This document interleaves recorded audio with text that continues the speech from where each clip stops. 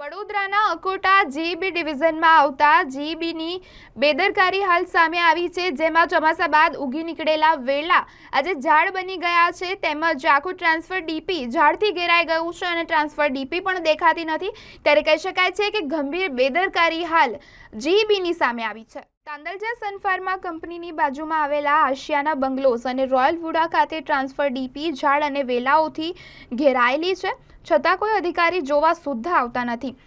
આશિયાના બંગલોઝની ડીપીમાં અગાઉ વરસાદી માવઠામાં ઝાડ કારણે મોટો ભડકો થયો હતો અને ટ્રાન્સફર ડીપી સળગી ગઈ હતી, જે બાદ જીબીના માણસો આવી કામકાજ કરી રહ્યા હતા। તે સમયે સ્થાનિકો દ્વારા મૌખિક રજૂઆત પણ કરાઈ હતી, છતાં આજ દિન સુધી જીબીના કોઈ પણ માણસ કે અધિકારી જોવા પણ નથી આવ્યા, તેવું સ્થાનિકોનું કહેવું છે।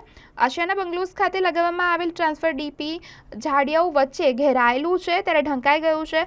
ટ્રાન્સફરની ગ્રીલથી કવર પણ નથી કરવામાં આવ્યું, ત્યારે ફ્યુઝમાં ઢાંકણું પણ નથી, ખુલ્લામાં નાના નાના બાળકો પણ રમે છે। કોઈ ઘટના બનશે તો તેનું જવાબદાર કોણ છે? આ જ રીતે જેમાં રોયલ વુડાના ટ્રાન્સફર ડીપીમાં પણ વેલા ઉગી નીકળ્યા છે, પરંતુ જીબીના કોઈ પણ અધિકારીને ટ્રાન્સફર ડીપી સાફ સફાઈ કરવાનું દેખાતું જ નથી। જો આ ઝાડની ટ્રાન્સફર ડીપીમાં કંઈ ઘટના બને, આગ લાગે, નુકસાન થાય તો એનું જવાબદાર કોણ રહેશે, તેવા આરોપો લગાવવામાં આવ્યા છે।